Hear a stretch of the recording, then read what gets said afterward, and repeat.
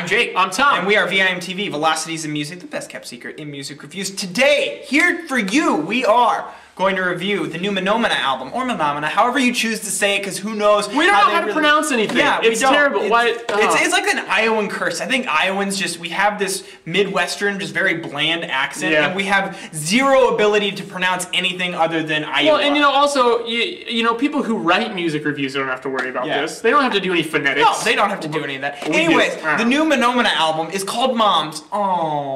Oh, they named it after their moms. Well, and there may be some reason why. This is their fourth album. We have been big fans of Menomena for a long time. They're actually a band that I don't think that a lot of people really, they're not really at the forefront of the indie music scene, of any music scene. Which is strange, because I think they're one of the best bands out there. I love them. I think that they do a really good job approaching just really original songwriting, doing very creative things. They present absolutely fantastic takes on lyrics and theming and just really original and crazy song structures. I love it. And the sound, everything that's happening at once sounds so disconnected and crazy.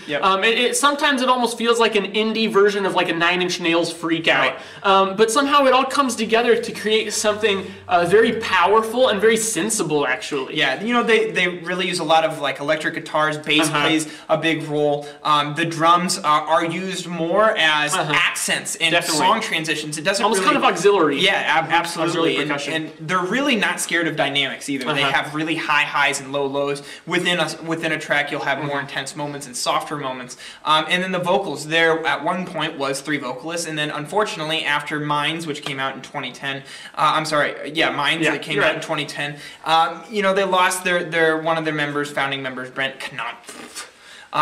He had a very high voice, and he was actually my favorite of the vocalists. So losing him, I think, had an impact. We saw them live a couple years ago. And it was after they lost him. Yeah, it was after they lost him. And I definitely felt that his presence, or lack thereof, his lack of presence at that show affected the viewing experience of the show. But I gotta say, on Moms, I cannot tell that he's not there. They really made it work. It's like, where Minds in 2010, it was a more somber album. You can tell that they were going through some stuff. It was more moody and brooding, and it was honestly, it wasn't quite as bombastic as Friend or Foe or I Am the Fun Blame Monster. Moms kind of goes back to that original Menomena style, except it takes it a step further. It really builds on the quality songwriting, and I gotta say, this one rocks the hell out. It does. Moms rock the hell out. It really has a lot of classic rock influences from the moment that the first track, Plumage, starts. That guitar line? Oh man, that is totally classic rock influence. Tito, what was your favorite parts about Moms? Whoa. I hope you never ask me that again. I like your mom, dude. Anyways. This album, it really did take me by surprise. I didn't know what to expect. I thought that the lack of that third member was really going to show. It didn't, as you mentioned. I totally agree with you there. The big difference for me here, though, is just what jumped out as being such a more bitter album. This album, when you listen to it, everything from the vocals and the lyrics, in the performance of the vocals and how they're saying and what they're saying, I guess, to the instrumentals, to that edgy electric guitar and everything, instead of just being this kind of upbeat energy that you get from their older stuff, it sounds so bitter, it sounds so angry, and then pair that with the lyrics and the themes that they're addressing, so many parental issues, sexual tension, and a lot of swearing, actually, that we don't hear on other Menomena albums. And so that really, I feel like, wow, these guys got angry, and they are tackling their inner demons with this record. And because of that, it allows me to feel it much more, because I feel like they are really putting their heart and soul into this record, and in doing so, that makes me able to connect with it so much better, so much easier. I get more out of the listen. Now, for me, I don't know, I don't think I'll ever put anything they do above Friend or Foe. Friend and Foe, that's one of my favorites of all time. It's a perfect album. We gave it like 100? We did give it 100. Minds was very good. This album, to me, is just a a great continuation for a band that has done absolutely nothing wrong so far. Yeah, I completely agree. And you know, that edge that they have, that just kind of angst that they have, it's not just in the vocals and the lyrics. You know, I saw that come out a lot in the instrumentation too. You know, every single guitar line just has this bite to it, and the drums just are so crisp and pointed. You know, it has that thing, that little triangle thing over the music notes in written music. Yes. I remember from high school band right here. You know what I'm talking about. I sure do. If you know music, you know what I'm talking about. It was the whole album, though. It plays as an album. That's one thing Menomena is very, very, very careful in how they construct their albums to be albums.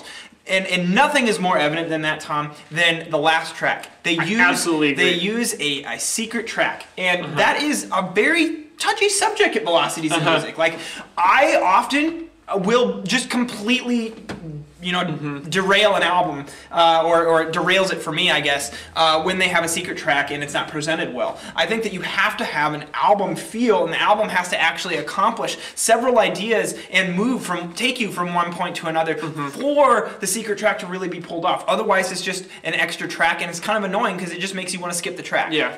What was your take on that? I thought it was very successful. First off, there's the perfect amount of time between it and the rest of the song. It's not too long, not too short, so you feel like it is something separate, but you're not waiting forever for it to come around. It's just kind of this nice, chill, almost kind of like trip-hoppy vibe, kind of noisy. Yeah. With it's different from the rest of the album. Definitely, but what I like about it is this. One Horse is a great album closer because it has that kind of ambivalence that is represented through the rest of the album.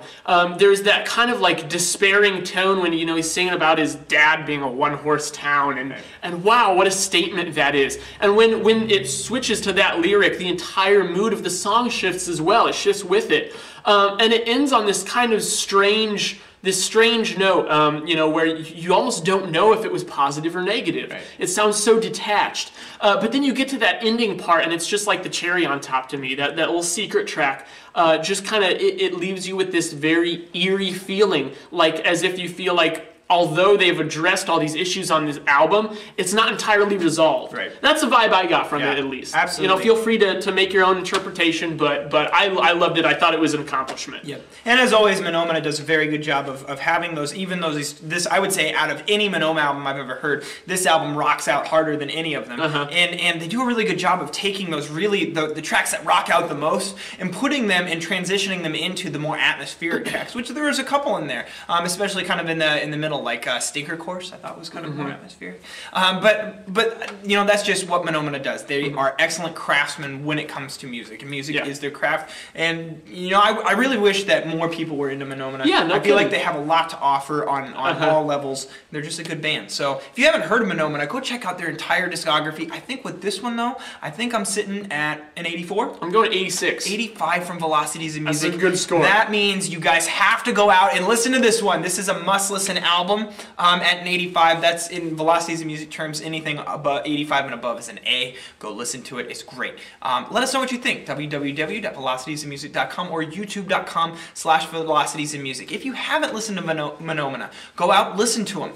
Tell us what your favorite track is, what your favorite album is, and let us know on our Twitter or Facebook accounts, because that's where we do all of our talking with you guys, and you guys are so important and make Velocities in Music what it is today. Thank you for watching. I'm Jake. I'm Tom. And we are VIMTV, moving music critique forward.